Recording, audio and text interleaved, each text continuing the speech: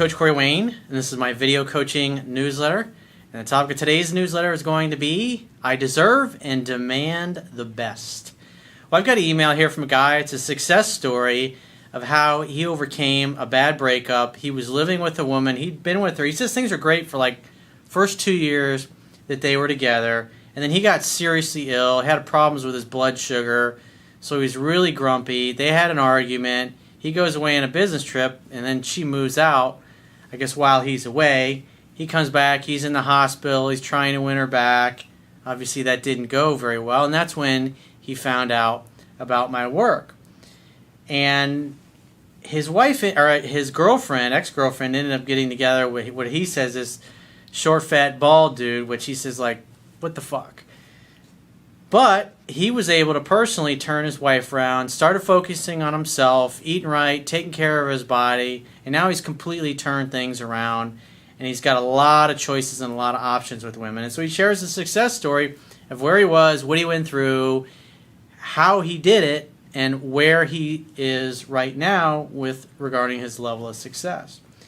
So for those of you that are going through a difficult time, it's a great email to hopefully inspire you to keep plugging along, keep grinding, keep moving forward, inch by inch, millimeter by millimeter.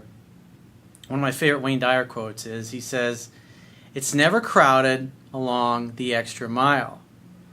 In other words, most people have long since given up. When you're on the path to becoming successful at something in life, as you get further on down the road, you'll notice there's not a lot of people with you.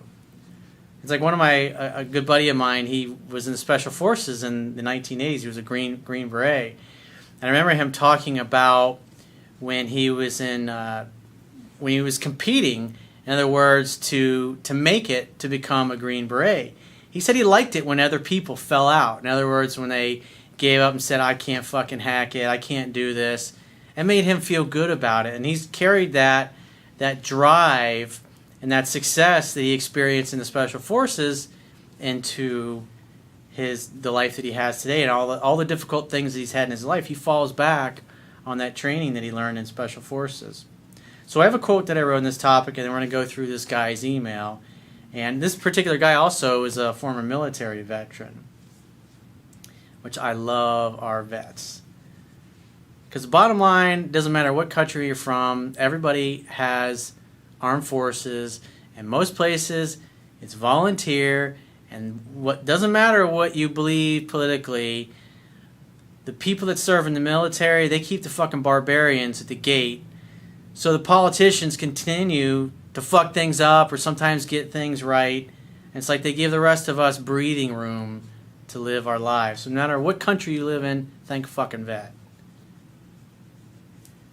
So let's go through the quote. The quote says, "The quality of your life is in direct proportion to the quality of the people who you surround yourself with, the standards you hold yourself to, the quality of the action you take, and your ability to learn from failure and improve your approach. In order to get what you want in life, you must know what you want, in other words, your outcome, why you want it, in other words, have an emotionally compelling reason why you want what you want, and be willing to pay the price to manifest it and make it happen.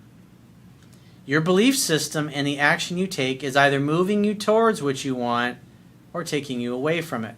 Trust your heart, see reality for what it is, see your circumstances for what they are, and never place someone else's opinion above your own." I look at what I do really is about teaching self-reliance. Because at the end of the day, the true measure of a leader, not how many followers he has, but how many leaders he creates.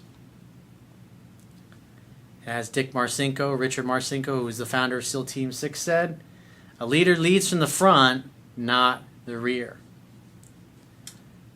And unfortunately, in most of the governments of the world, there is a serious fucking shortage of competent, experienced, and honorable leaders.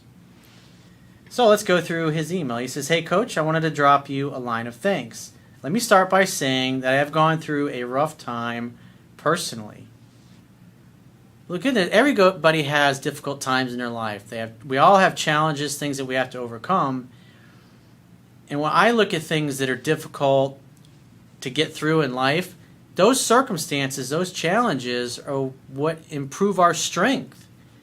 They improve our ability to overcome difficult things, difficult obstacles, grow our confidence, and spread and go beyond, even further beyond, what our present comfort zone happens to be.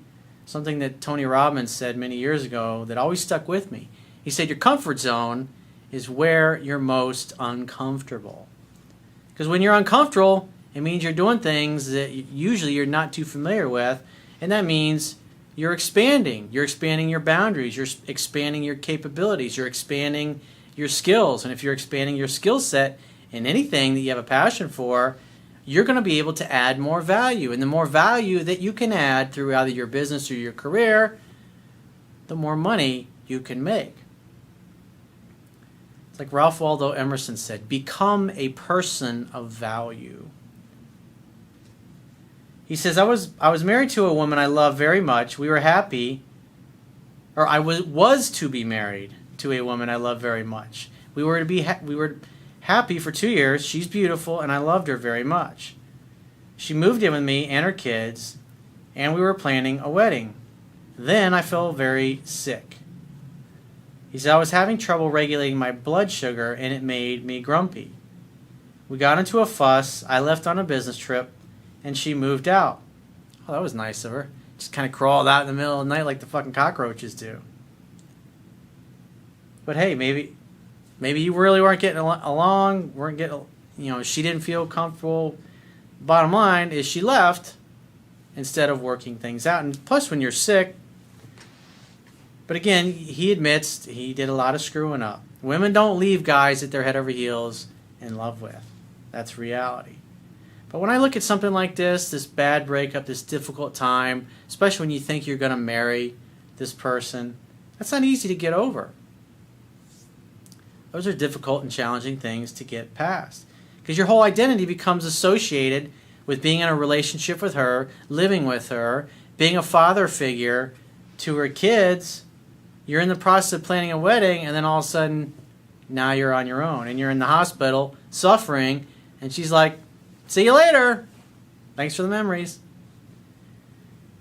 He says, I ended up in the hospital and started the process of trying to win her back. That's how I discovered you. So after months of trying to win her back, she went on to see another guy who was 5'3", fat, and balding. Sounds like a winner. The good news is, she is his problem now. But when you look at something like that, you get sick, you go through a difficult time, and in the middle of your illness, when really you need her most, even if you're going through a difficult time, she's like, fuck you, dude, see you later. And since I know this guy served in the military, does that make you feel like she has your back? Does that make you feel like she's one of your teammates? I think not. So when you go through adversity like this, you find out who's really on your team and who's not. And sure, it's understandable. You were a jackass to her, which you admit you were grumpy. But it's like, fuck, dude, right in the middle of this serious illness, she's like, see you later, jerk off. I mean, it's better that something like this happens because now you know, well, I'm really glad I didn't move in with her. I'm really glad that we didn't get married. Because now you save yourself and have, from a guy who's been through a divorce. Divorces suck. And so you potentially avoided a divorce. You dodged a bullet. It's a win. It's a victory. Because think about it, it would have been a lot worse to stay together, gotten married, and then later get divorced. The way I look at it is what happened, and it couldn't have happened any other way. That's why when I look back at my life, I don't have any fucking regrets. I look at it, I always win. When I look back on everything I've experienced in my life, everything worked out for the best. Because that's what I'm looking for. I'm always, when something bad happens, I think, what's good about this? What can I use this for? How can I grow from what's just happened? How can I learn from it? How can I improve my approach? How can I become even more comfortable in my own skin? What can I learn from this so I can be even better the next time around? And because I'm always focused on that, I always have the glass is half full type of mentality, I choose to find positive meanings and the circumstances in my life, even when I've gone through really shitty, horrible times in my life. But it's like when you go through those things, when you go through difficult challenges, they humble you. And they help you smooth out your rough edges, so to speak. They make you better. And therefore you become a better quality man because of it. And the better quality human being you become, the better the quality of the peer group you're going to be able to attract in your life. The better quality employees and work colleagues you're going to be able to attract in your life. And obviously the better quality lovers you're going to attract in your life. So the way I look at it is, as long as you're trying to get a little better each and every day, which the most successful athletes in the world, that's what they're all doing, trying to get a little better each day, that's all you can really do. And over time, those little daily enhancements, improvements, add up to massive changes. I know guys compare themselves physically to other men, so I hit the gym, began to eat right, and take care of me instead of her. So we focused on becoming a person of value. You must become the kind of person you want to attract. Well, if you want to attract a really hot, sexy, beautiful woman who's in great shape and takes great care of her body, well, it's going to be a lot easier if you adopt that same kind of mindset and mentality. I want to be healthy. I want to take better care of myself. I want to have more energy. I want to look good. I mean, at the end of the day, the Creator gives us these amazing organic machines that house our souls, if you will, and then just to treat it like a fucking waste dump? I mean, why not love yourself enough to take care of your body? Take care of your body because it's the only place you have to live. I was a combat soldier at one time, and I'm 6'6" and a weightlifter. Thank you for your service. More importantly, I changed my attitude thanks to your book and videos. I have always had an easy time with women, but did things through instinct. You put what I was doing into words. It improves your sensory acuity and your awareness.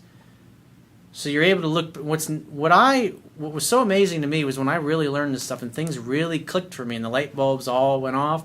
I was able to look back on things that had happened to me 10, 15, 20 years before and completely understand why those circumstances or those dates or those relationships didn't work out.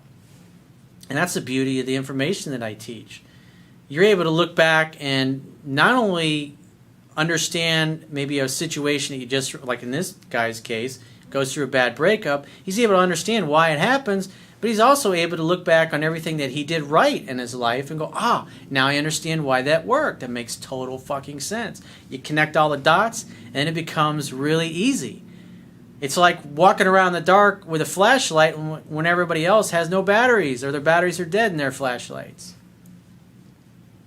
It's going to be pretty easy to find your way around. He says, I will fast forward. I saw my ex, and she's still with this little turd, but she couldn't keep her hands off of me. So what does that tell you? She's supposedly with this new guy, the little 5'3" fat little turd, bald turd as you put it, and yet she's got her hands all over you. Doesn't sound like she's a very loyal person. And the number one most important thing to men in a relationship, especially men and women who served in the military, is loyalty. You want to know that that person's got your back. And when you think back to it, back to like the caveman times, if the person that you were hunting with didn't have your back, you literally would get eaten. So scientists have surmised that this is part of that instinctual fear that's left over when we're in relationship with somebody and they don't have our back and they're not really looking out for us.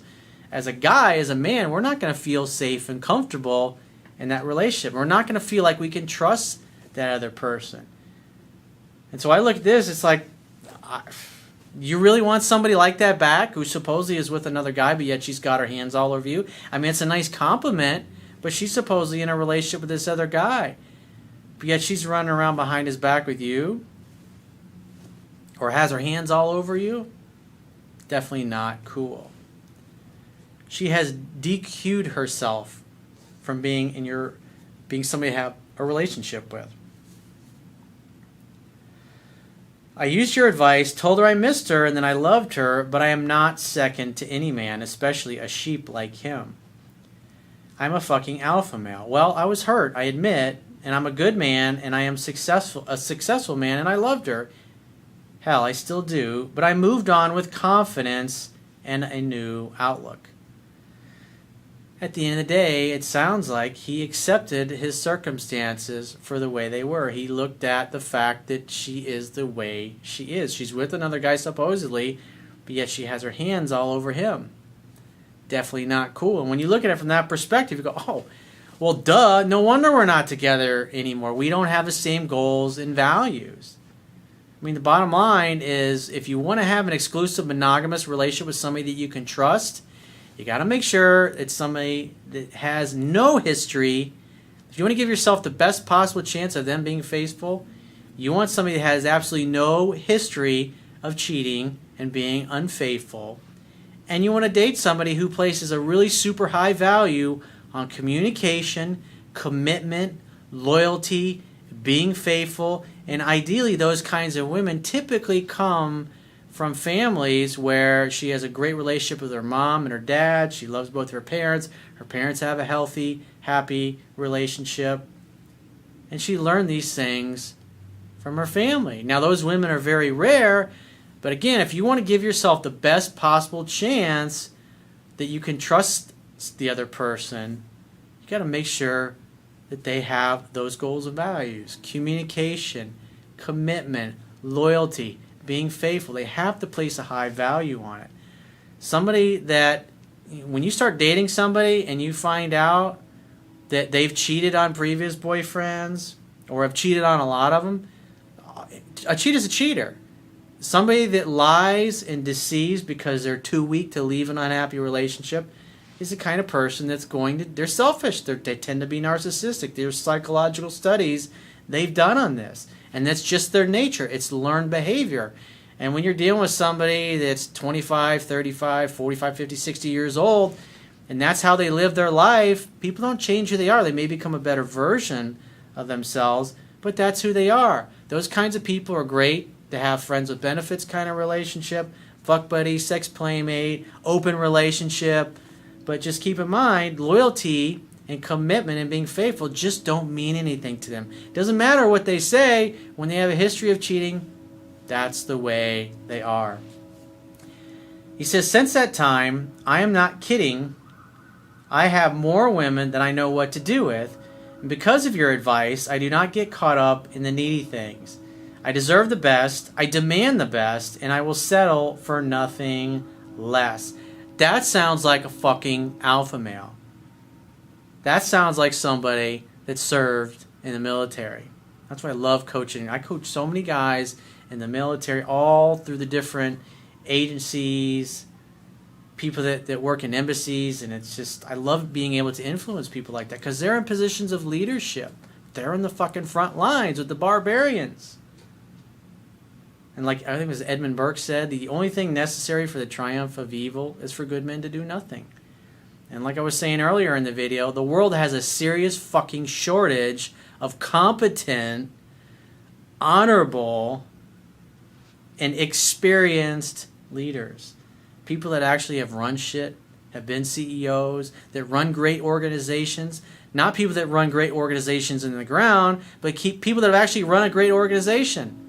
Not fucking hope and change or community organizer fucking bullshit. I wanted to tell you that what you teach works. How many times have I said in videos, even if you think I'm totally full of crap, if you just apply the things that I teach, you will see that they work for you. And obviously, he did that. He says, I'm living proof. He says, in closing, and that's why I give everything away for free. All my best stuff, all my videos, the audio lessons that I've recorded, even my ebook. You can get all of it for free. You don't have to pay a fucking dime. And you can apply for 6 months, a year, 2 years, whatever. Maybe it takes you 10 years to really kick some ass, and then you come and make a donation or you tell a friend. I look at it as that my goal is the outcome. I want to make the world a better place. When I've lived my life, what I'm going to be able to say is What I want to see is that everybody knows the stuff that I teach.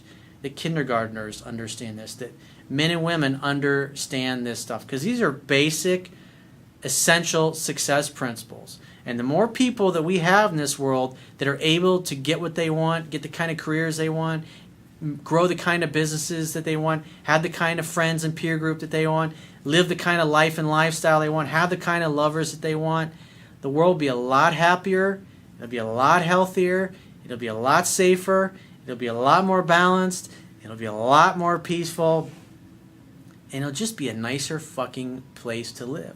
And we'll take better care of the environment and our animals. It's one of the things that Gandhi said. He said, the moral progress of a nation can be judged by how they treat their animals, something along those lines. Because when you study quantum physics, you realize that there's just one divine force, one energy, and we're all part of that, including all of the flora and fauna in the world, if you will. We're all part of the same divine being, blinking into and out of existence 60 million times a second. In closing, I wanted to tell you these women are beautiful, and I'm feeling better than I have in a long time. Well, it's your birthright to feel this way, dude. You're in your masculine energy. You're acting like a man is supposed to act. And that's why everything is falling into place. And when you meet a woman you like, you're able to recognize attraction, and you're able to do something about that instead of turning them off. I have women coming out my ears. I'm singing in a band. I'm bodybuilding. I am confident that I will find the right woman for me again. Coach, thank you so much. I owe you for helping me get through a rough time in my life. Well, you know what? Thanks for writing a great email. Thanks for being a great human being. Thanks for being an alpha male. Thanks for your service. Thanks for being fucking awesome. Because not only are you changing your life, but you're having a positive impact on all these amazing women that you get to interact with. And you're literally influencing everybody that you know and you encounter in your life in a positive way. And because you have high standards, your presence gives other people the confidence to hold themselves to the same kind of high standards and to follow your example. It's like one of the quotes that Sun Tzu said. He says, a leader leads by example, not by force. And another one of his quotes I love, when you realize there is nothing lacking, the whole world belongs to you. Great quotes.